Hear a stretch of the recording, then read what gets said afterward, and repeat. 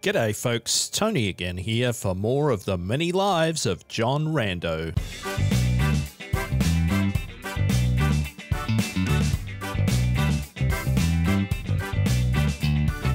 So we've been given a bunch of different quests to go and recover things left behind in the world by somebody called Mupur, who seems to have a propensity for acquiring cool items and then immediately losing them in bets in taverns. So let's have a look around here and see if we can find any likely places where these things might be hiding here on the world map. There's Mipur all the way up here north of Bethesda, so that's quite a ways away and possibly well and truly out of our difficulty range at this point in time. There's another one over here to the east, Unashur, Astronomerholm. So that's a fair ways away in far tougher territory also. So I guess with all of that in mind, if we're going to go somewhere next, as kind of vanilla and ordinary as it is, I suspect it's probably best if we go to Red Rock and get it done and out of the way quickly to get a little bit more experience and a little bit more gear. So let's go and do that now. We have completed part of the quest to travel to Red Rock, get a little bit of token experience because this is meant to be a fairly early quest. So down we go. Oh my goodness! Look at all these new friends that we've found. Let's see how many of them we can hit with our flaming hands. We're going to be able to get more of them by moving and getting a weird line. I don't think we are. So I guess we're just going to have to put up with a couple of them. And there they go. And one of them still has their corpse on fire. So isn't that lovely? Much destruction happening there. That was quite nice. All right, let's see what this painted woven tunic is going to tell us. This item is painted with a scene from the life of the ancient sultan, that name. In 522, that name, the dominant spectre of Ekapad, Alabramod's wife, died of natural causes. She was 133 years old. Good to know. There we go, a little bit of fun facts that we've found for ourselves. We might just grab that. I'm going to have a look at how that might benefit us if we were to equip it. Our current armor is a 2 and 0. And this one here is a 1 and 2, which I think might actually be a worthwhile trade-off. Armor value 2, dodge value 8. Oh, it is tricky. It's tricky to tell. 2 and 8. Or 3 and 6. I don't like having dodge value getting quite so low. Sorry, armor value getting quite so low. The difference between 2 and 3 is substantial at that lower stage. We're going to grab that beaded bracelet. It's going to be worth a little bit of money. And what else do we have around here? Not an awful lot, but that's okay. Some wooden arrows, very nice. We're not going to pick up all the iron things. That would be a waste of our time and our carrying capacity, because remember, when we get down to the bottom of this thing, we are going to need to kill the Gershling and then carry their corpse all the way back to town. And they are rather heavy. All right, so picking up some bracelets here, which are going to be good for some cash.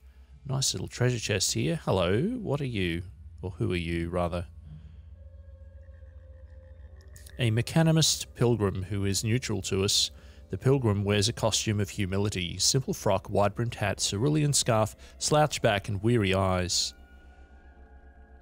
They've got a bunch of cool stuff on them, but that's all right. And 2 treasure chests here. How lovely. Possibly we can also trade with this person here. We will find that out. Right now, let's go and have a chat with them. Humble before my fathers I walk, indeed. They have a fractured microchip that we can buy off them. I'm not really going to bother about that, but it was lovely to meet you. All right, what have we got here? Ooh, lovely. That's a nice combination of early game stuff. Can we examine these strange tubes? Metal folding chair. Excellent. And then the weird artifact that we just picked up is now broken. Lovely. That's okay. Live and learn, I guess. Maybe that's something we can repair later. Or something that somebody else can repair for us. We will grab that and we'll leave the rest of them be. Let's see if we can break 2 in a row now. Stun gas grenade. Success. What else do we have here? What else do we have?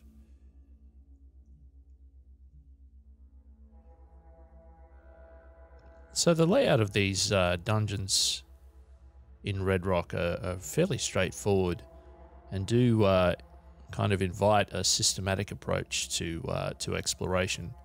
So I am going to try and go around here and I'm going to try and clear all of these things out level by level.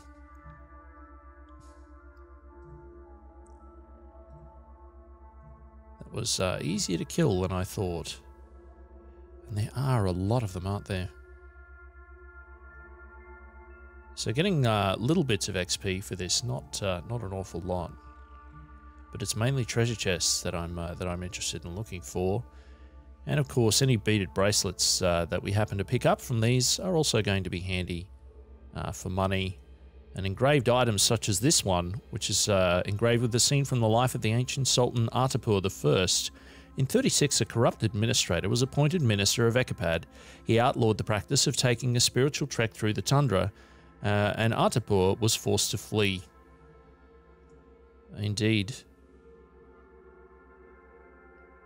More fun facts. There's a couple of bats hanging about there that don't seem particularly bothered by us. And we're not particularly bothered by them, so it's a convenient arrangement for all of us. Most definitely having minimal drama with all these enemies at the moment, but are picking up a pleasant amount of material that's going to at least give us a little bit of cash, which is always nice. Oh boy, 14 drams of fresh water, jewel-encrusted leather apron. That will be worth a little bit, so let's grab that one for sure. Can we look at it? This item is much more valuable. Indeed. But no lore attached to it, apparently. We are hungry, and there is a campfire here, so let's whip ourselves up a quick meal. There we go. We'll rest until healed. Nice simple. Whoop. There goes our burning again. I was just thinking it's been a while since we spontaneously caught fire. Let's pour all of it on ourselves. Pardon me. And it didn't work.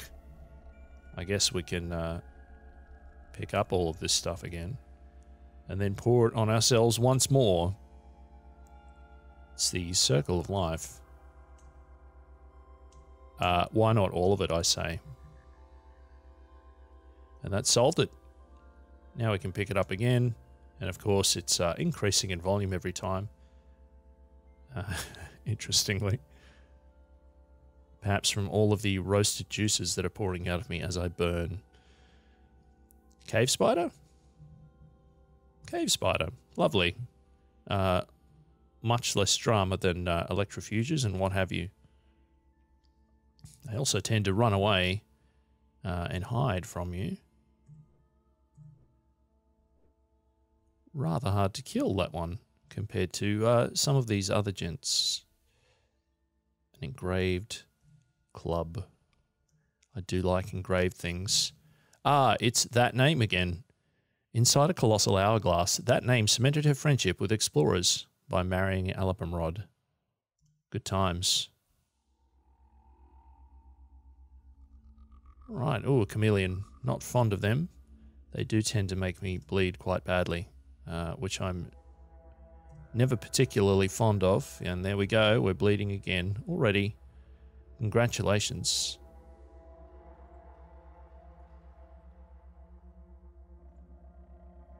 So lots of little sort of micro engagements happening here. We haven't had a giant swarm of things. I mean, I guess this is technically, quote unquote, the first dungeon. So it is going to be somewhat more straightforward, perhaps, than some of the others. But it's not always a plague of snapjaws in here. I've had all kinds of weird things that you can happen to find. This time around, so far at least, it seems like a fairly straightforward set of enemies. But who knows how that might change as we get further down. Any other goodies to pick up here? I haven't found any treasure chests on this level, and I'm somewhat disappointed in that. Let's mosey in the other direction, see if we missed anything over this way. More snapjaws, of course. And a treasure chest. Lovely. So John Rando, being a marauder, quite capable of dishing out a fair amount of damage now that we have two axes that we're wielding. Ooh, a silver nugget as well. How lovely. Why not? We'll take those arrows as well. Can never have too many arrows as a backup. On the off chance that we run out of lead slugs and or shotgun shells, because we are kind of brimming to the teeth with cool weapons at the moment. Oh, hello. That's a little different. So the stairs up surrounded by slippery slime. That could make positioning difficult at times. See if we can manage to take this down, and we can. This is going to be a long, slippery trip through this room. And only making it worse by killing all of these amoeba and dropping yet more slime all over the ground. We are taking a fair number of hits here. That is getting quite painful. Let's burn and take out that remaining snapjaw, and then hopefully we're going to have a chance to heal. It looks like there is a centipede coming towards us, although it does appear to be remaining stationary. And, whoa, what? That was a very big slide. Centipede's worth a reasonable amount of XP for these early stages. Oh no. Oh no, what happened? I tried to walk and something went drastically wrong. Them's the breaks, folks. I don't even know where that centipede was, and I don't know how it managed to hit us. Well, clearly it hit us a number of times, presumably as we slid past it repeatedly. So there we have it. The demise of the first incarnation of John Rando. So we'll be back very shortly with another one. Alrighty folks, here we go. We're going to try another random roll for the next incarnation of John Rando. Let's try our daily challenge for day 158 of 2018. What have we ended up with here? Again, a reasonable spread of stats. We're going to be an Archanaut.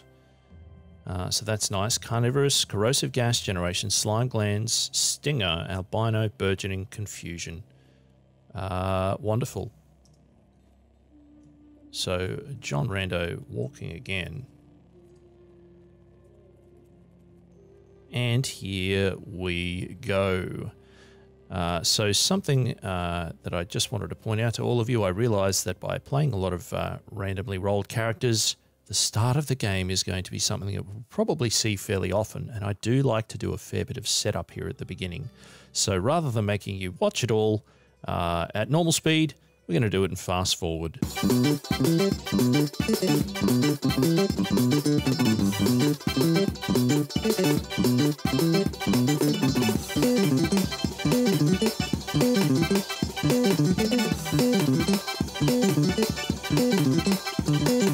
And welcome back, folks. So we have gotten ourselves an iron longsword, we have a masterwork shortbow, a bunch of wooden arrows, we grabbed a glow sphere, we've got some leather armor, and in terms of other bits and pieces that we have here, we do have that desert rifle, which I meant to equip before. So let's pop that in there, and that also then reminds me, because I was going to keep that bow as a backup, that we also need to grab some lead slugs. So let's make sure we remember that. Good times. All right, so now that we have all of these things, we don't actually have the wire quest yet because we've only found one weird artifact to give to Argive. So we have discovered a couple of locations here in the world from talking to people. Shervad is there, and further up to the north here somewhere, I believe, we found a settlement, which is that name that I'm not going to pronounce. So for the time being, it looks like we're going to head back to Red Rock, which is where John Rando died in their last life. Now we are at still at level 1 here, so we're going to be quite fragile, and I have no idea really how this character works yet. Based on all of these different things, gas generation might be handy. Stinger as also a thing that we can attack with. Burgeoning we've had before back when I played Gauntboard the Taunter. And Confusion can be quite handy as well. But Confusion is not completely implemented at the moment, so I'm not sure how reliable it's going to be. Anyway, downwards into Red Rock we go. So that Dreadroot freaking us out and making us run away already. So that's awkward when we're under fire from this Snapjaw. And now it's going to be a curious puzzle as to what we should be picking up and what we should be leaving behind. One thing we're definitely going to do, though, is kill these Dreadroots. We'll light this fire up because we are hungry. Plus 6% move speed for the rest of the day. How wonderful. All right.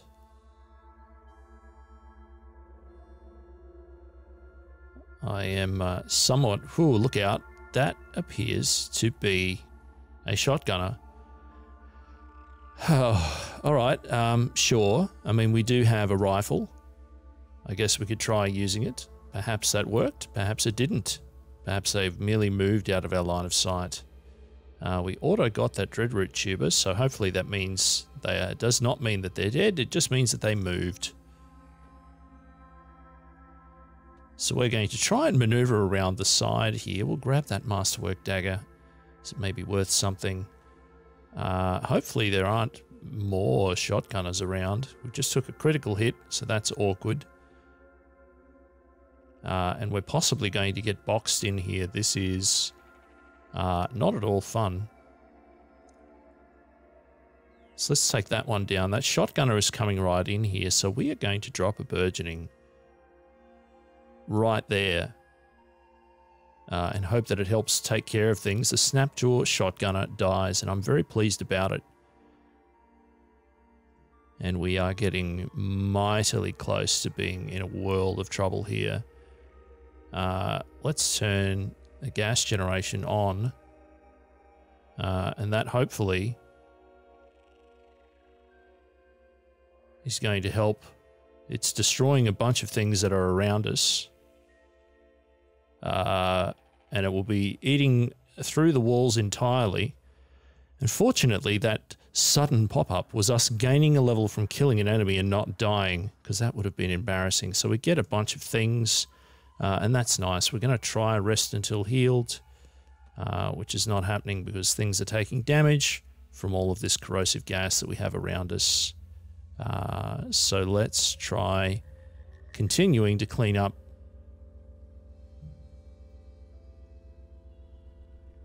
Still no rest until healed because our gas is still wafting around. Come on. We fleed from a Dreadroot, possibly one of our own, but we're not dead, so that's a nice start. There's a bunch of cool things that got dropped on the ground here that are gone, but we're also not dead. So I'm going to count that as a win. Not a ton of stuff here that we're going to pick up just yet. Just to check, we got our mutation point. We have a few skill points, and we're wielding a longsword at the moment. But we have short blade expertise because we're an Arcanaut. So rather than jumping into longsword expertise, we do have a high dodge value, though. It might be worth getting the this hurdle, so there's no dodge value penalty when we sprint. It's a quick and easy one to get, and now we've got it. So good for us. Our arch nemesis, the giant centipede, of course, being what killed John Rando in their previous incarnation. And I guess this raises a very interesting question here, which is, does John Rando remember their past lives or not? I mean, I guess we could make arguments in either direction. If we're going to get sort of meta here, and we're going to ask, does John Rando learn from life to life, and are they able to take the knowledge of their past lives forward in order to achieve success?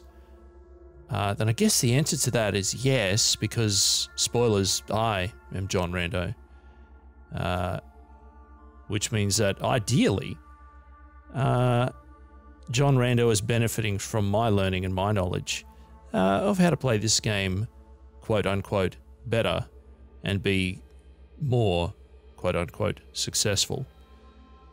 I'm going to count it as a success that we found a nice copper nugget here in this treasure chest. But if you do have any metaphysical musings as to the lore behind why John Rando is blessed / cursed to walk this land forever, then I would be curious to hear that, so feel free to drop your thoughts into the comments, should you wish to. Is this some fresh water over here? How lovely. $10 of free money just lying around on the ground. A nice little find here in the corner just before we head down the stairs. Oh, another door that we missed, leading to a whole new section of the cave in which we find some leather moccasins. So once again, it's always a good time to have footwear. So let's pop those on and let's take out this dreadroot so it doesn't cause us any drama. What else might we find over this way? A jilted lover, that's being a real pain. A painted staff as well. Let's have a look at that. See what story it tells us. This item is painted with a scene from the life of the ancient Sultan Oram III. At midnight, under a weird and Aurelian sky, the people of Oromgrad saw an image on the horizon that looked like a light bulb bathed in Aurelian. It was Oram III, and after she came and left Oromgrad, the people built a monument to her, and thenceforth called her the Aurelian light bulb. Very nice. Let's grab that in case we can sell it for some money. What else? More snapjaws. Hey, we did it. We found another weird artifact that we can give to Argive. I wonder what it could be. A freezing iron dagger. I don't think we're going to give Argive that. I think we're going to equip that for ourselves right now. Excellent. What a lovely find. I'm so pleased that we remembered to head this way. Oh, the jilted lover has grabbed us. Oh no, no, no, no, no, no. No, this is terrible. Let us turn the corrosive gas on and try and move, but we're still hurt. We're still caught. Oh, thank heavens. That was another one of those moments where I freaked out. We're level 3. Congrats us. Flawless victory. No dramas along the way. And isn't that fortunate? What does that let us do now? We have 2 mutation points. We can assign 1 attribute point. And we are going to be using short blades. So it might be nice to pop some points into toughness. But it might also be nice to pop some points into strength. I'm going to go with agility for now. Sorry, I meant to say agility before, not toughness. I'm still in the thralls of this head cold. And I seem to lapse in and out of making sense and not making sense, or at least that's what I'm telling myself. We may not be able to go down these stairs without getting grabbed by that jilted lover, so we'll shoot it with our rifle, and down we go. Lovely. A bear. A rather scary bear, I would imagine. Let's try stinging it with our sting. The bear resists the effects of your venom, sure. I mean, we could shoot it with a rifle another couple of times in the time-honored tradition of trying not to go into melee combat with a bear. That cave spider is too far away for that to be an effective strategy. So I guess the old-fashioned approach of whacking it with our dagger seems to have worked. Alright, so the stairs downwards are very nearby.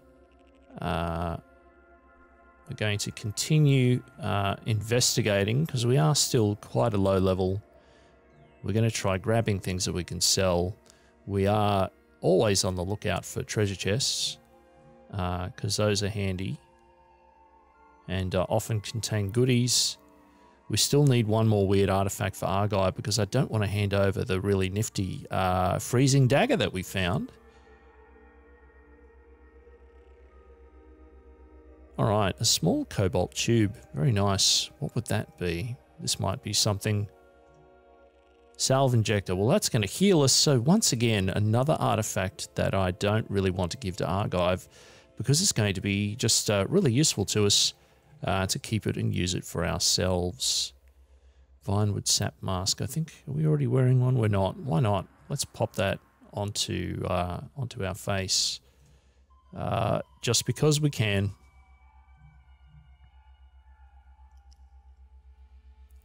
Many snapjaws. So far quite manageable. Sturdy quilted shawl. I wonder if that will sell for anything.